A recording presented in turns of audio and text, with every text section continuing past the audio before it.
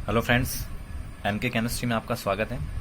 Last time हमने परमाणु की संरचना पढ़ ली थी, परमाणु की स्ट्रक्चर पढ़ी थी, उसमें कोशों के बारे में और कितने कितने इलेक्ट्रॉन कोशों में आते हैं, कक्षकों में कितने इलेक्ट्रॉन्स आते हैं उनकी बात की थी। आज हम बात करेंगे इलेक्ट्रॉनिक विन्यास। आज हम बात करने वाले हैं इलेक्ट्रॉनिक विन्यास। बहुत ही इंपॉर्टेंट टॉपिक है। आप जब फॉर्मूले बनाओगे तो उसके लिए बहुत ही ज़्यादा ज़रूरी है इलेक्ट्रॉनिक विन्यास का जानना, उसके बगैर आप फॉर्मूले बना ही नहीं पाओगे। तो इलेक्ट्रॉनिक विन्यास is a very important part, electronic configuration is a very important part of inorganic chemistry. तो थोड़ा ध्यान से समझना इसको। बोर-बरी स्कीम, ऑब्बो सिद्धांत पढ़ेंगे। ऑब्बो सिद्धांत के अंतर्गत ये बोर-बरी जो स्कीम आती है, इसके तहत इन्होंने क्या किया, इलेक्ट्रॉन की जो कक्षकों की जो एनर्जी होती है, ऊर्जा का जो ऑर्डर होता है, कोश जो होते हैं, कोशों की ऊर्जा स्तर जो होता है, ऊर्जा स्तर जो उनकी ऊर्जा होती है, ऊर्जा के हिसाब से एक क्रम डिसाइड किया उन्होंने। ये जो क्रम होता है 1s, देखो पहले कोश में S ही आता है, S उपकोश आता है, दूसरे कोश में S और P दोनों आते हैं, तीसरे कोश में S P D, चौथे में S P D F, ऐसे करके बढ़ते जाते हैं। जैसे जैसे कोशों की संख्या बढ़ती वैसे वैसे उपकोश की संख्या भी बढ़ती जाती है ना। तो इसके लिए एक ऑर्डर जो डिसाइड किया था ऊर्जा का, वो ऑर्डर हम बात करते हैं। देखो इन्होंने क्या किया, एक क्रम बनाया कि इस तरह से आप यहाँ से ये पहले 1s लिखेंगे, फिर 1s के नीचे जो 2s के नीचे 3s, 4s, 5s, 6s, इस तरह से हम इनको लिखेंगे। P के नीचे P वाले आएंगे, D के नीचे D वाले और F के नीचे F वाले। देखो ये बना सकते हो, जितना बनाना चाहो उतना बना सकते हो। हमें जितने जरूरत है उतना ही बनाया, हमने शॉर्ट बनाया है।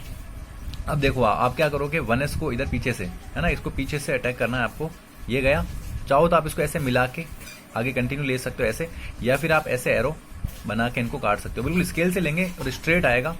अच्छा, ये करने का कारण क्या है, इससे आपको एनर्जी का एग्जैक्ट आपको पता चलेगा कि किसकी एनर्जी, जिसकी एनर्जी कम होगी वो पहले कटेगा, यानी 1s की एनर्जी सबसे कम होती है, 1s की ऊर्जा जो होती है वो सबसे कम होती है, वो पहले कटेगा, फिर 2s कटेगा। तो ऐसे जिन जिन की एनर्जी सबसे ज्यादा होगी वो सबसे बाद में कटता जाएगा। एनर्जी की बढ़ती जाएगी वैसे वैसे ही सबसे बाद में कटता जाएगा। जैसे यहाँ देखते हैं ऑर्डर क्या आया, सबसे पहले 1s कटा तो 1s की एनर्जी सबसे कम है, फिर 2s कटा, ये देखो 2s कट रहा है, उसकी एनर्जी सबसे कम है, फिर 2p कटा, फिर 2p की एनर्जी, और लास्ट इसके बाद आता है 3s, तो 3s की एनर्जी उससे ज्यादा, मतलब एनर्जी क्या बढ़ती जाएगी आगे से आगे कंटिन्यू। 3s की हो जाएगी, फिर 3p की बढ़ेगी, और फिर 4s की, ऐसे करके कंटिन्यू एनर्जी बढ़ती जाएगी। लास्ट आ जाएगा, ये हमने 5s तक की लिया है, वैसे ही कंटिन्यू बढ़ता जाएगा। यहाँ तक हम हमारे समझने के हिसाब से यहाँ तक बहुत है। इधर बात करें दिवंशीय क्वांटम संख्या। अच्छा, क्वांटम संख्याएं जो होती है 4 प्रकार की होती है, जो कक्षकों के बारे में जानकारी देती है, कोश के बारे में जानकारी देती है, अलग अलग क्वांटम संख्या, इलेक्ट्रॉन्स के बारे में जानकारी देगी। 4 प्रकार की क्वांटम संख्याएं होती है। क्वांटम संख्या में हम बात करेंगे सबसे पहले, ये जो द्विगंशीय क्वांटम संख्या होती है, द्विगंशीय क्वांटम संख्या, सेकंड नंबर वाली क्वांटम संख्या होती है द्विगंशीय क्वांटम संख्या। इसको L से रिप्रेजेंट करते हैं, ना, L से दर्शाते हैं। तो ये क्या करती है, ये द्विगंशीय क्वांटम संख्या कक्षकों की आकृति के बारे में बताती है, यानी उसका जो शेप कैसी रहेगी, है ना, उसके बारे में ये बताती है। तो उसके बाद हम डिटेल में बात करेंगे जब क्वांटम संख्या के बारे में बात करेंगे। फिलहाल आप ऐसे समझो कि उपकोश जो दे रखे हैं SPDF, इसमें S के लिए L का मान, मतलब द्विगंशीय क्वांटम संख्या का मान कितना होता है 0, P के लिए 1, D के लिए 2 और अगर F के लिए 3 हो जाएगा, है ना। अब हम इसका विन्यास बनाने की कोशिश करते हैं। देखो ये ऑर्डर फॉलो करना है, ये इतना सारा ये बोर-बरी स्कीम का मतलब ये है कि आपको इसी ऑर्डर से आपको ये चलना है, और ये ऑर्डर से आपको इलेक्ट्रॉन भरने हैं। और इलेक्ट्रॉन भरने का आपको बता रखा है, वैसे पहले उपकोश होते हैं ये, इनमें S के लिए 2, P के में 6 और D में 10 और F में 14 इलेक्ट्रॉन आते हैं ना। ये फिक्स है, इनकी जो कैपेसिटी है वो फिक्स है।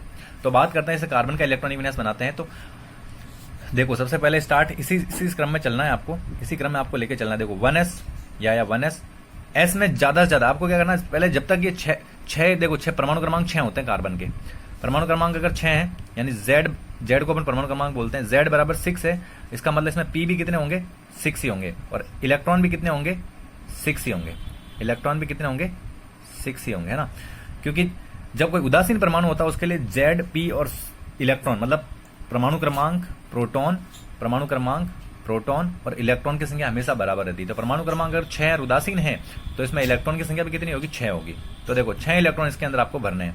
अब आपको ये नहीं देखना है कि 1s है या 2s है या 3s है, S आते ही आपको 2 इलेक्ट्रॉन भर देने हैं। देखो 1s, अब S में कितने आते हैं, 2 इलेक्ट्रॉन आते हैं, ये लिखे हुए इधर देखो, ये रहे 2 इलेक्ट्रॉन, तो S में 2 भरेंगे। फिर वापस 2s आया, S में 2 ही आएगा, 4 हो गए। अब 2 इलेक्ट्रॉन और भरने हैं। देखो P की कैपेसिटी कितनी है, P की कैपेसिटी है अपने पास में 6 इलेक्ट्रॉन, लेकिन हमें भरना कितना है, 2 ही इलेक्ट्रॉन भरने हैं, क्योंकि हमारे पास मात्र 2 इलेक्ट्रॉन ही रहे हैं। तो ये बन जाएगा 1s2 2s2 2p2, ये हो जाएगा कार्बन का इलेक्ट्रॉनिक विन्यास। इसी प्रकार हम फास्फोरस की बात करें तो फास्फोरस का परमाणु क्रमांक होता है 15, तो उसके अंदर इलेक्ट्रॉन कितने होंगे, इलेक्ट्रॉन भी कितने होंगे, वो होंगे 15। है ना। तो 15 इलेक्ट्रॉन भरने हैं, तो 1s2 2s2 2p 6 आ गया। देखो अब यहाँ पे क्योंकि 6 भरे हैं इसलिए भरे क्योंकि 10 ही हुए हैं यहाँ तक, हमें भरने 15 इलेक्ट्रॉन, 15 इलेक्ट्रॉन हमें पूरे भरने हैं। तो देखो वापस अगला वाला आ जाएगा ये 3s, ये आ गया 3s2, फिर 3p, नहीं सॉरी 4 नहीं आएगा, 3 आएगा। कितना आएंगे 3 इलेक्ट्रॉन आएंगे, 4 नहीं आएंगे क्योंकि यहाँ पे 6 4 10 हो गया, 12 और 3 15। तो ये थोड़ा ध्यान रखें, गड़बड़ हो गया थोड़ा सा, 3p3 आएगा, है ना लास्ट में। तो इस तरह से फास्फोरस का इलेक्ट्रॉनिक विन्यास हो जाएगा और आप किसी का भी इलेक्ट्रॉनिक विन्यास बना सकते हैं। एक और इंपॉर्टेंट चीज की जो सबसे बाह्यतम कोष जो आता है, जैसे सबसे बार वाला कोष है, जो सबसे बड़ा कोष, दूसरा वाला कोष देखो सबसे बड़ा है इसके अंदर। इधर बात करें तो इधर तीसरा कोष सबसे बड़ा है। जो सबसे बड़ा कोष होता है उसको बोलते हैं हम